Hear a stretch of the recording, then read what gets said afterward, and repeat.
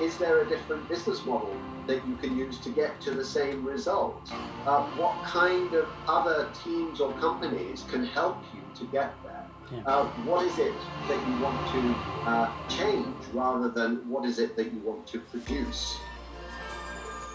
Is there any advice from what you've learned or how you've adapted that you can offer to others in terms of those opportunities? Yeah.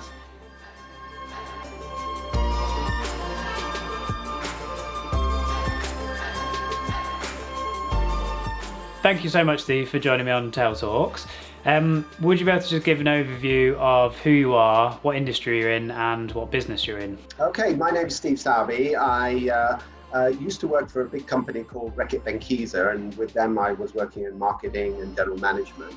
And around 15 years ago, I set up an agency that is focused about building brands through people, because I believe that brands are the most important asset of any company, and that the people are the most important resource in building those brands. So what we do is we do training and development, combining training techniques and consultancies to help people grow bigger brands. Brilliant. I know you work with companies, from all around the world. How is this, obviously coronavirus, how has that caused certain challenges and problems with working and dealing with all those people within the industry? And in our particular case, what we've done is we've adapted immediately to working remotely and virtually. So instead of working with people face-to-face in training programs or workshops, we now do those virtually. So I think, coronavirus has been a crisis, but crisis is what makes you think differently and act differently. And we've seen virtually all of the companies actually adapt very well. Brilliant. Would you say then there's been certain opportunities that have actually come about because of these challenges and overcoming these challenges? And is there any advice from what you've learned or how you've adapted that you can offer to others in terms of those opportunities? Yeah. Obviously the one that we've all experienced, which is virtual working, is something which I hope will continue to a degree. I think the virtual working is brilliant, but it does not replace that face-to-face interaction that you need from time to time. But there's been some other interesting examples because of the crisis that have caused me to think of some major changes. And one is on innovation. What we've seen with some innovations that have been created within days rather than months or years during the crisis is a change of thinking. One of those is collaboration, which is working closely together with different companies. In some cases, your competitors. The F1 teams, for example, collaborated together to produce a ventilator for the NHS. GSK and Sanofi, the two biggest healthcare companies in the world, have collaborated together to develop a vaccine and produce that within the next year.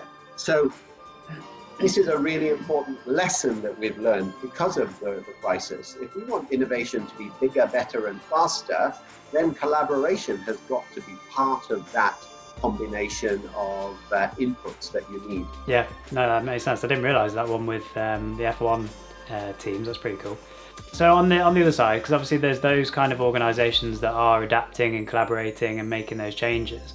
The ones that maybe are more unfamiliar with, I guess, this modern way of working and being able to collaborate, what would you advise to those types of people to be able to, what do they look for? How do they maybe start these collaborations? How do they maybe try to look to innovate in certain ways to come out of it stronger on the other side of this? I think the time of crisis, the time of coronavirus is really the optimal time to really think about what you do, why you do it, and how you do it. And probably why you do it is probably the most important. And now there's been a lot of talk about looking for the why in your business and the why in your brand, whereas typically we don't take the time to really think about why we do it. So for those who are not adapting or not able to adapt or feel that they're not able to adapt, the important thing is to go back and understand why you started your business in the first place. Is there a different business model that you can use to get to the same result? What kind of other teams or companies can help you to get there? what is it that you want to change rather than what is it that you want to produce. So thinking about your business not as the production of a product, but ultimately what's the main benefit of what you do to your customers, that will bring about a lot of different answers.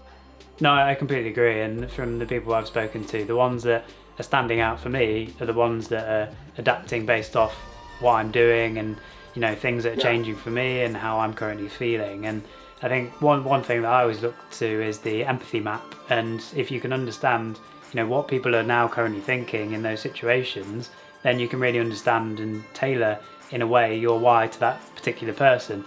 And then in that instance, you've adapted, you've changed, you've understood, and you know, you're hopefully going to come out stronger. Building on what you're just saying, that empathy map. Empathy is all about understanding someone's feelings and someone's values. And a crisis makes people address their values. It makes them question their values, and in some cases strengthen certain values, and in other cases decide that a certain value is actually not relevant to them, and maybe they've been chasing something which is really not them at all. So it's so important in life after coronavirus to really think deeply about the values and the feelings and the attitudes of the customers and the consumers and the people that you want to talk to, because a lot of people are going to make decisions based on emotions much more than they were before. Yeah, no, I agree. Yeah, it's going to be very interesting to see how that impacts things. Well, that is everything. I've really enjoyed our conversation. I could listen to you for forever. And so I love every conversation that we have, from when we're over in Loughborough or in Nottingham or anywhere. It's always really fascinating. Thank you, Alex. So yeah, I really appreciate it. Thank you so much for taking the time as well. And my pleasure. Hopefully things will change for the better for you and everyone that's around you. Thank you very much. And you know, for sure they will change for the better. You just have to have a very positive outlook. So looking at everything that happens in the day, and if you look at it with a positive mindset, it's an amazing inspiration. Brilliant. Perfect. And we'll leave it at that then. Cheers. Thank you very much. Okay then. Thanks. Thanks very much, Alex.